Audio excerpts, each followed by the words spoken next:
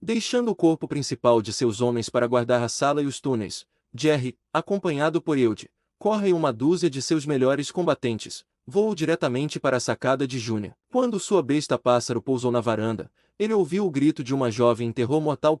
Saltando da cela, ele correu pela janela aberta, a tempo de ver Júnia ser carregada pela porta nas costas de uma figura de onda mascarada, vestida com elos de ouro trançado. A porta bateu, ouviu-se o som de um ferrolho deslizando para o lugar, seguido pelo barulho de passos recuando no corredor. Eude e Corre entraram pela janela, e os outros guerreiros começaram a se aglomerar atrás deles, mas Jerry mandou todos de volta. Então, parado logo fora da janela, ele arremessou uma granada de efeito moral contra a porta e se abaixou abaixo do peitoril. Houve uma explosão violenta. Quando o Homem da Terra levantou os olhos acima do peitoril, viu que um buraco irregular havia sido aberto na porta. Avançando rapidamente, ele mergulhou por aquele buraco, seguido por Eude, Corre e os outros guerreiros. Enquanto isso, no portão da Vitória, os oficiais de Jerry estavam cumprindo suas ordens. Assim que a última bomba pesada explodiu, limpando a avenida dos guerreiros do torturador, um pequeno esquadrão de cavaleiros voou baixo sobre o portão e os muros adjacentes,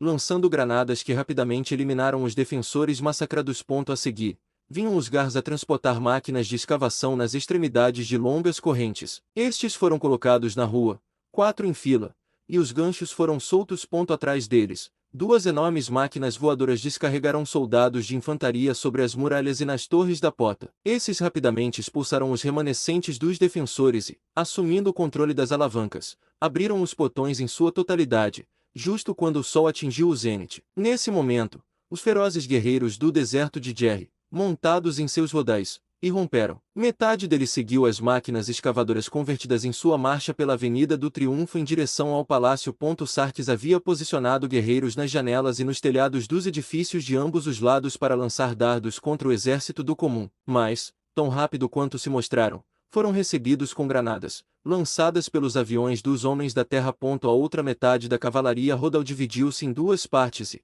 acompanhada pelas grandes máquinas voadoras metálicas que transportavam os soldados de infantaria, iniciou um circuito sistemático pela muralha, matando ou capturando os guardas que não fugiam, instalando os homens do comum em seus lugares. Rapidamente, o estandarte vermelho sangue do torturador foi arrancado de cada torre de portão capturada, e, em seu lugar, foi hasteada a bandeira negra do comum, com sua única estrela prateada. Nos pontos em que os numerosos canais entravam na cidade, muros sólidos foram erguidos das terraços até um nível comum, e havia enormes portões gradeados que podiam ser baixados nos canais para bloquear a navegação.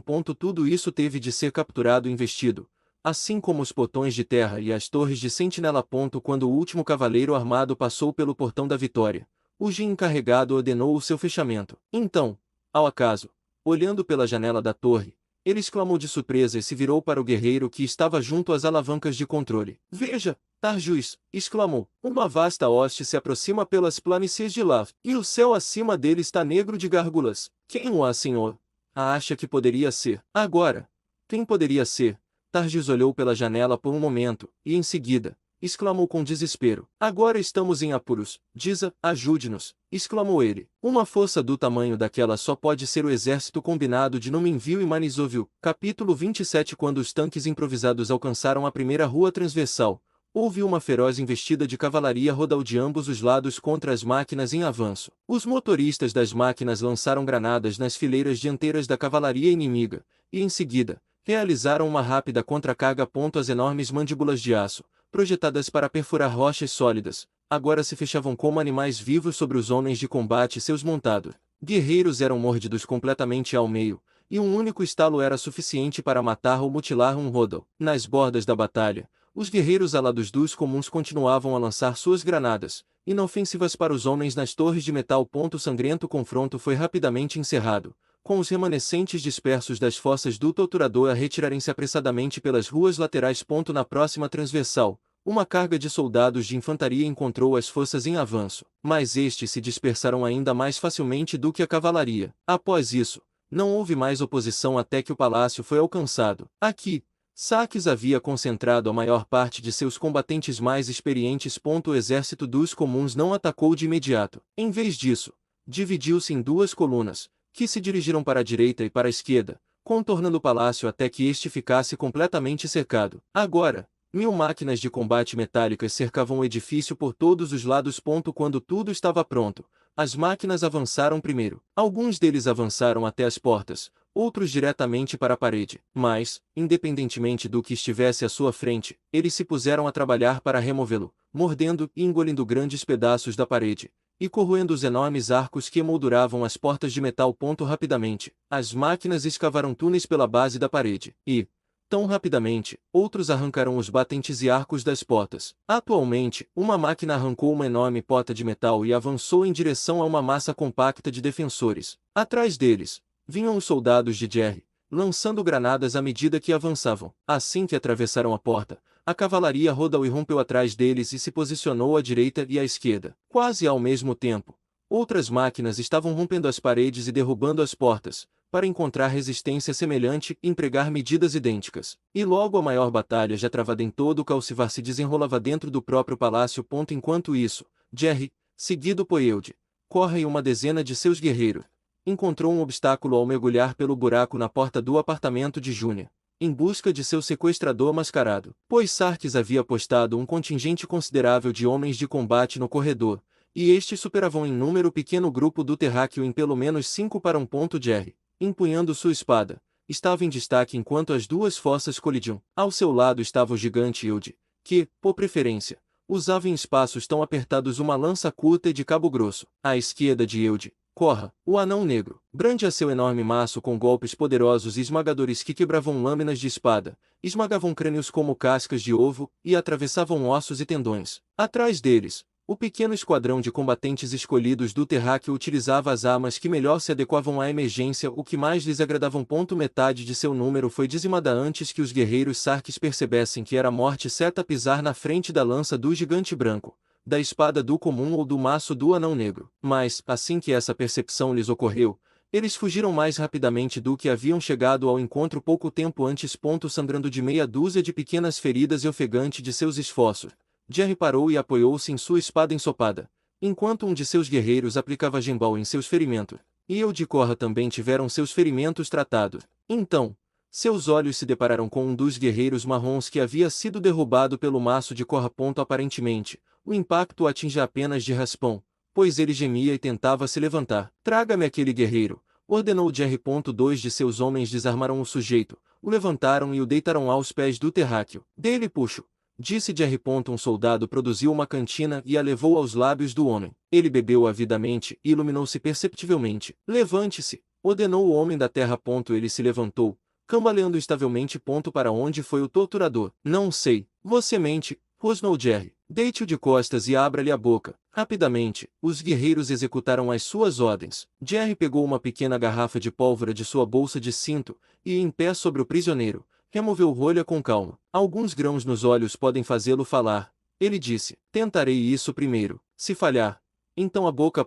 Jerry deixou cair um único grão do pó sobre sua bochecha suada. Ele rompeu em chamas, e o homem gritou enquanto a queimadura lhe consumia a pele. Pare! Espere! Eu vou lhe contar! Ele gritou. Ah, isso é melhor. Jerry lhe disse. Sou mais do que apenas, pois sou misericordioso. Se me disser a verdade desta vez, será poupado. Antes de ele ir, disse o prisioneiro, ouvi o Sr. Sarkis dizer ao nosso Jin para se encontrar com ele na Câmara Central de Audiências. Foi só isso que ele disse? Perguntou Jerry. Ele disse que, caso a batalha fosse contra nós, ele tinha um refém pela segurança do qual o comum nos concederia toda a nossa liberdade. Jerry fechou o frasco de pólvora e o recolocou na bolsa do cinto. Para a Câmara de Audiência Central, ele disse, e tragam o prisioneiro conosco, até que tenhamos certeza de que ele nos disse a verdade. Ao chegarem à plataforma do andar principal, ouviram o súbito e ensurdecedor clamor da batalha. Jerry foi cautelosamente até a porta para fazer reconhecimento e viu que suas máquinas de combate haviam invadido o palácio. Atrás deles, seus soldados rasos lançavam granadas contra os defensores em massa, criando carnificina aterradora entre eles. E, um momento depois, a cavalaria rodaldeira investiu. A partir de então, apenas o aço frio foi utilizado. Num instante, a onda de batalha alcançou a porta onde o terráqueo se encontrava, enquanto as forças do torturador recuavam diante do feroz ataque dos membros das tribos do deserto. Passo a passo, as forças do torturador foram dizimadas ou forçadas a recuar, até que os homens de Jerry estavam às portas da Câmara de Audiência, e o remanescente do exército de Sarkis encontrava-se dentro dela. De repente, As notas clarinas de uma trombeta soaram do centro da vasta sala. Na linguagem militar de Marte, era um pedido de trégua. Olhando para cima, Jerry viu o arauto de pé no degrau inferior do altar central, mas no topo estava o torturador mascarado. Ele estava apoiando Júnia com o braço esquerdo, e em sua mão direita reluzia uma adaga. Imediatamente, o homem da terra chamou um arauto. Ao vê-lo correr, ordenou que soasse o trégua concedida. À medida que os tons prateados se espalhavam sobre aquela vasta assembleia, o ruído da batalha cessou como que por magia. Então, os tons sepulcrais do torturador flutuaram pela sala até Jerry, que estava sentado em seu rodão na porta. Situações desesperadoras exigem remédios desesperados. Normalmente, não sacrificamos mulheres com a adaga, mas no momento em que um inimigo armado puser os pés nesta sala, Júnia Sovil morrerá. Meus homens respeitaram a trégua, desde que os seus o façam, disse Jerry. O que você quer? Liberdade, respondeu o torturador. Você ordenará imediatamente que um garrão para mim e um para cada um dos meus homens sejam selados, abastecidos e preparados no telhado do palácio, e, em sinal de suas boas intenções, você deporá as armas e se juntará ao meu outro prisioneiro, para ser mantido como refém até que estejamos prontos para partir. Libere a princesa agora, e eu lhe dou a minha palavra de que você e seus guerreiros serão todos libertados e ilesos, disse Jerry. Você me toma por um tolo, rugiu o torturador. Não sou tão ingênuo assim. Muito bem, disse Jerry, aceitarei os seus termos, mas se tentarem qualquer truque, o senhor e os que o acompanham nunca deixarão este palácio com vida. Saltando de sua cela, ele removeu suas armas e as entregou, uma a uma, a Cor e Hilde. Enquanto fazia, ele rapidamente lhes deu instruções. Então, enquanto ele entregava sua adaga ao anão negro, um mensageiro se aproximou correndo. O que é?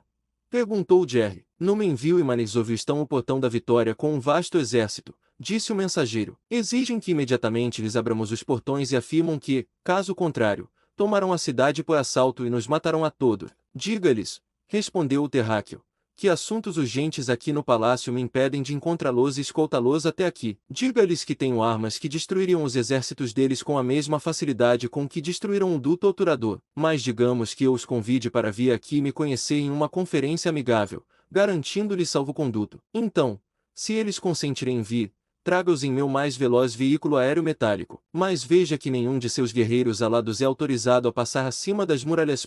Jerry sussurrou um último, não se esqueçam do sinal, para Hilde e corra. Então ele se virou e marchou desamado pela porta. Os guerreiros do torturador abriram suas fileiras para deixá-lo passar, e ele avançou destemidamente em direção ao estrado.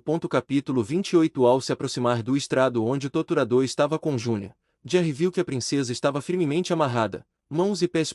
Sarkis cumprimentou-o com uma risada vinda das profundezas de sua horrenda máscara. Agora tenho vocês dois onde posso matá-los. Morrerei satisfeito. O que o senhor quer dizer?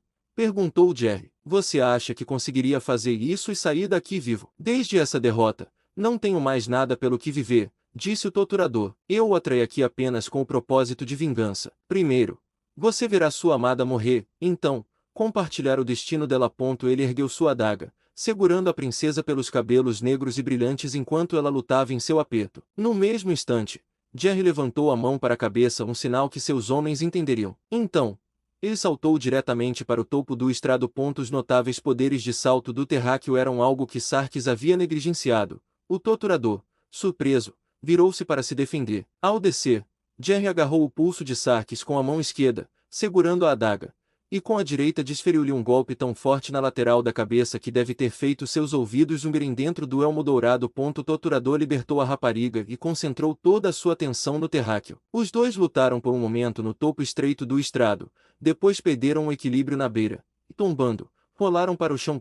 No mesmo instante, o pânico irrompeu naquela vasta câmara. Os homens de Jerry iniciaram as hostilidades lançando granadas na massa compacta de seus inimigos. Então, eles cobraram. Diante disso, alguns dos homens do torturador se viraram e correram em direção ao estrado, mas, para seu completo espanto, viram que uma seção quadrada do chão, sustentada por 4 eixos de metal, havia se elevado em frente ao trono. Pela abertura, esgueirava-se um gigante branco, seguido por um anão negro. E em seguida, jorrou um fluxo constante dos ferozes guerreiros do povo comum. Em poucos segundos, o estrado foi completamente cercado por um anel de soldados de Jerry, cujos números eram constantemente aumentados por aqueles que jorravam de baixo. E agora, o remanescente lastimável do exército do torturador depôs as armas e se rendeu. Não assim o torturador. Ele se desvencilhou do apeto de Jerry, com a adaga, desferiu um golpe em direção ao coração dele. Mas o homem da terra chutou a arma de sua mão e recuou. Entregue-me uma espada. Ele disse a Korra. Então corte as amarras da princesa e fique de guarda sobre ela. Mas veja que ninguém moleste o torturador. Ele é meu para lhe dar. Enquanto o anão negro cravava sua espada na mão do homem da terra, Sarkis desembainhou sua própria arma. Há alguns dias, disse Jerry, o senhor me desafiou para um duelo, mas não compareceu. Embora eu tenha eliminado seu substituto, não considero o assunto resolvido. Qual é a sua opinião? Isso será resolvido quando eu o tiver matado, rosnou Sarkis, investindo. Jerry desviou do ataque com facilidade, e antes que seu oponente pudesse se recuperar, arrastou a ponta de sua arma pelo peito dele, rasgando uma longa fenda em sua vestimenta de malha dourada e revelando uma vasta extensão de aço reluzente por baixo. Ah, uma couraça, disse Jerry. Devemos removê-lo. Novamente eles se engajaram.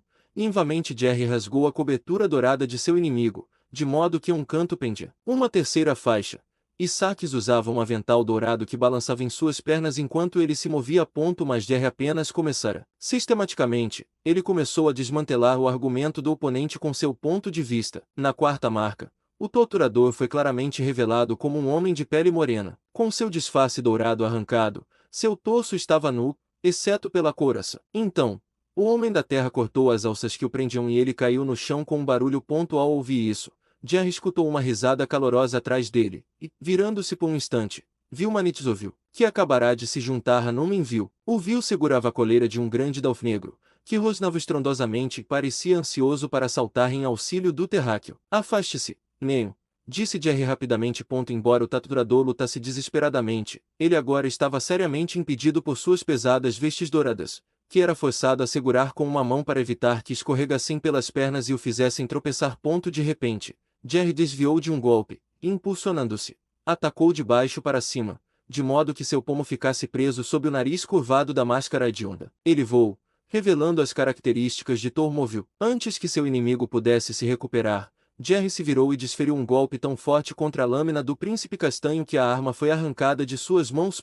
Diante da súbita revelação da identidade do torturador, os espectadores exclamaram de espanto e gritaram: mate o falso vil, mate o torturador, transfique o coração podre dele, renda-se ou morra, disse Jerry, apontando a espada para o peito do inimigo. Eu me rendo, respondeu Tormovil. Levem o prisioneiro, disse Jerry, guardando a espada. Dois de seus guerreiros avançaram para cumprir suas ordens, e ele se virou para saudar seus convidados reais. Júlia juntou-se ao pai, e o Vil a segurava pela cintura, enquanto ela acariciava a cabeça de Neo. O Dalf.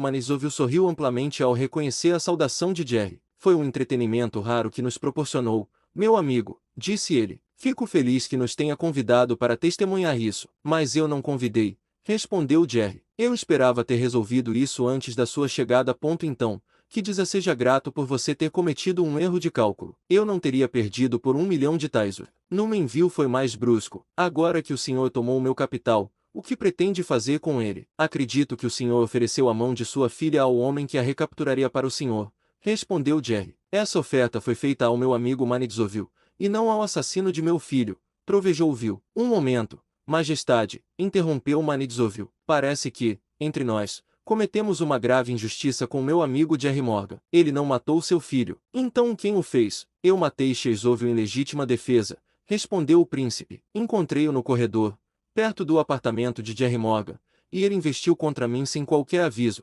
quando minha espada estava embainhada. Eu recuei, e o fato de a ponta ter sido parada pelo meu externo salvou minha vida. Então eu saquei minha própria arma e resolvemos a questão. A expressão impassível de Numenville não revelava seus sentimentos, mas a sua voz retumbante tornou-se subitamente trêmula. Não consigo entender por que Shivo atacou assim. Posso explicar isso também, respondeu Manitzovil. Tormovil envenenou a mente dele contra mim. Ele desejava casar-se com Júnia, e depois de eliminar você e o príncipe herdeiro, tornar-se vil de Calcivar. Como se vê, os planos dele sofreram algumas pequenas alterações devido às circunstâncias, mas o propósito central dele sempre foi o mesmo. Parece, roncou Numenville, virando-se e fixando o prisioneiro com seus olhos inexpressivos, que meu sobrinho é responsável não apenas pela morte de meu filho, mas por todos os nossos problemas e desentendimentos. Se ele fosse meu prisioneiro, ele é seu prisioneiro. Majestade, interrompeu Jerry. Desejo entregá-lo a você, juntamente com seu capital e seu império, os quais, confesso francamente, não desejo. Tudo o que peço é que libertem legalmente os meus seguidores que foram escravizados. perdoem aqueles que quebraram as vossas leis e nos permitam a todos ir em paz. Então o senhor não tem ambição de governar Calcivar? Nenhum. De forma alguma. O vil novamente observou seu traiçoeiro sobrinho. Tormovil. Ele disse, eu o condeno neste momento. Houve uma interrupção. Ninguém prestará atenção à menina de pele morena, esguia, vestida com um hábito cinza de escrava, que se havia esgueirado discretamente pela multidão até uma posição atrás de Tormovil. A primeira intuição de Jerry sobre o que estava a acontecer surgiu quando ele viu o brilho da luz na lâmina de uma adaga que ela deslizou na mão direita do príncipe. A sensação daquela arma galvanizou o príncipe desesperado para uma ação súbita antes que os dois guerreiros que o flanqueavam tivessem qualquer ideia do que estava a acontecer. Ele avançou, agarrou o vil pela barba trançada e ergueu a adaga para cravar no coração do monarca. Para todo, exceto Jerry. Esse desenvolvimento foi tão inesperado que eles puderam apenas ficar parados, ofegantes e impotentes. Mas o homem da terra havia percebido o brilho da adaga a tempo. E assim, quando Tormovil saltou, Jerry estava apenas uma fração de segundo atrás dele. Com um único e amplo movimento, sua espada reluziu ao sair da bainha e descreveu um arco cintilante. Num momento, os transeuntes viram o príncipe castanho de pé, com a adaga erguida para o golpe mortal. No seguinte, viram o braço levantado e a cabeça zombeteira saltarem para cima e voarem pelo ar, ambos separados pelo mesmo golpe terrível. Atrás dele, Jerry ouviu uma voz feminina gritando xingando. Ele se virou e viu Nissanovil, vestindo o cinza de uma escrava, lutando na garra de dois de seus guerreiros. O que é isto? Trovejou Númenville. Minha sobrinha se tornou uma escrava. Foi ela quem passou a adaga a Tormovil. Majestade, ofereceu-se um dos homens. Então ela receberá a sentença que eu pretendia para o irmão traidor dela. O monarca. Nissanovil, a senhora está destituída de seu título real, de sua riqueza e de suas terras. Você escolheu vestir o hábito de uma escrava como disfarce. Use-o agora como sua vestimenta futura. E amanhã o senhor irá a leilão. Ele acenou com a mão, e os dois guerreiros a arrastaram, ainda chutando, xingando, mordendo e arranhando. Desajuda o homem que a compra, disse Manisovil secamente. Viu-se voltou para o terráqueo. Jerry Morgan, disse ele. O senhor não apenas restaurou minha filha e meu império, mas salvou minha vida. As recompensas que lhes prometi nas planícies de lava agora lhes pertencem. 1 milhão de taisos e o Raddek de Dor. Nesse momento, o coração de Jerry se encheu de amargura. Por um momento, ele considerou manter o império que estava ao seu alcance e fazer de June a sua, apesar da evidente relutância de Vil em dar sua filha a um plebeu. Mas ele se lembrou de que a princesa havia concordado em se casar com Manisovil, e ele não queria o império.